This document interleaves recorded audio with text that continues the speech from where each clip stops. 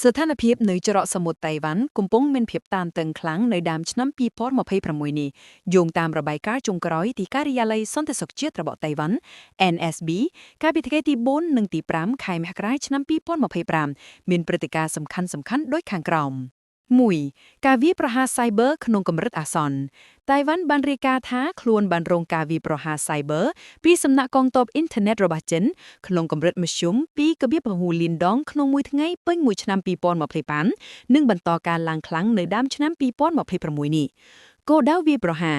ការវាយប្រហារបានផ្ដោតលើហេដ្ឋារចនាសំខាន់ៗរួមមានប្រព័ន្ធថាមពលអគ្គិសនីមន្ទីរពេទ្យប្រព័ន្ធសង្គ្រោះបន្ទាន់និងវិស័យធនាគារ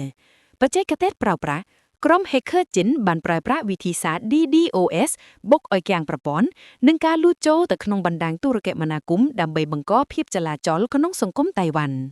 2ការប្រកាសស្ថានភាពប្រុងប្រយ័ត្នខ្ពស់ទោះបីជាយោធាចិនបានប្រកាសបញ្ចប់សមុទ្រយុទ្ធយោធាទ្រង់ទ្រីធំដែលមានឈ្មោះថា Justice Mission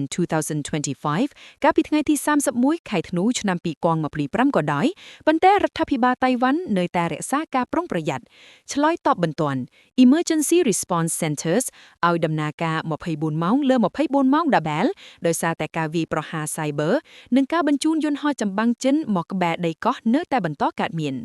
ការត្រៀមលក្ខណៈសម្រាប់ពលរដ្ឋតៃវ៉ាន់បានចាប់ផ្ដើមចែកចាយសៀវភៅណែនាំការពារជនស៊ីវិលដល់គ្រួសាររាប់លាននាក់ដើម្បីត្រៀមខ្លួនសម្រាប់ស្ថានភាពអាសន្នឬការវាយប្រហារយោធាដែលអាចកើតមានឡើងភ្លាមៗ3ទំនាក់ទំនងរវាងសកម្មភាពយោធានិង Cyber មន្ត្រីសន្តិសុខតៃវ៉ាន់បានកត់សម្គាល់ថារាល់ពេលដែលចិនធ្វើសមុទ្រយុទ្ធយោធាគឺតែងតែមានការវាយប្រហារ Cyber មកលើប្រព័ន្ធរដ្ឋាភិបាលកើនឡើងតាមនោះដែរនេះត្រូវបានគេហៅថាសង្គ្រាមកូនកើត Hybrid Warfare ដែលមានបំណងបំបាក់ស្មារតីប្រជាជននិងធ្វើឲ្យរដ្ឋាភិបាលតៃប៉េបាត់បង់ម្ចាស់ការលើការគ្រប់គ្រងប្រទេសសរុបសេចក្តីមកបច្ចុប្បន្នតៃវ៉ាន់មិនទាន់ប្រកាសអាសន្នដល់ថ្នាក់បិទប្រទេសនោះទេប៉ុន្តែបានដាក់កម្រិតប្រុងប្រយ័ត្នខ្ពស់បំផុតនៅផ្នែកសន្តិសុខបច្ចេកវិទ្យានិងយោធាដើម្បីការពារការវាយប្រហារដែលអាចធ្វើឲ្យគាំងប្រព័ន្ធបម្រើជីវភាពសាធារណៈសម្រាប់ព្រឹត្តិការណ៍របស់សហរដ្ឋអាមេរិកចំពោះការបង្កើនការវាយប្រហារ Cyber ពីសំណាក់ប្រទេសចិនមកលើតៃវ៉ាន់ក្នុងដើមឆ្នាំ2026នេះលោក Donald Trumpរដ្ឋបាលរបស់លោកប្រធានាធិបតី Trump បានបង្ហាញជំហរតឹងរឹងប៉ុន្តែមានលក្ខខណ្ឌចំពោះបញ្ហានេះដូចជាការព្រមានជាសាធារណៈមន្ត្រីជាន់ខ្ពស់អាមេរិកបានព្រមានចិនថាការវាយប្រហារលើហេដ្ឋារចនាសំខាន់ៗរបស់តៃវ៉ាន់ដូចជាបណ្ដាញអគ្គិសនីនិងមន្ទីរពេទ្យអាចនឹងធ្វើឲ្យអាមេរិកប្រើប្រាស់វិធានការសងសឹកតាមអ៊ីនធឺណិតឬក៏ Offensive Cyber Measures ដើម្បីឆ្លើយតបវិញគោលនយោបាយដកដូរទោះបីជាមានការគាំទ្រផ្នែកសន្តិសុខប៉ុន្តែលោក Trump ក៏បានសង្កត់ធ្ងន់ថាតៃវ៉ាន់ត្រូវតែបង្កើនការចំណាយលើវិស័យការពារជាតិខ្លួនឯងឲ្យបានដល់ 5% នៃ GDP ដើម្បីជាការដោះដូរនិងការការពារពីអាមេរិកសម្រាប់ការពង្រឹងកិច្ចសហប្រតិបត្តិការបច្ចេកទេសសហរដ្ឋអាមេរិកមិនបាននៅស្ងៀមឡើយដោយបានចាត់វិធានការជាក់ស្ដែងមួយចំនួនដូចជាការចែករំលែកព័ត៌មានសម្ងាត់ពីទីភ្នាក់ងារសន្តិសុខ Cyber អាមេរិក CISA បានសហការយ៉ាងជិតស្និទ្ធជាមួយការិយាល័យសន្តិសុខ Cyber តៃវ៉ាន់ដើម្បីតាមដានក្រុម hacker ចិនសំខាន់ៗដូចជាក្រុម APT41 និង Mustang Panda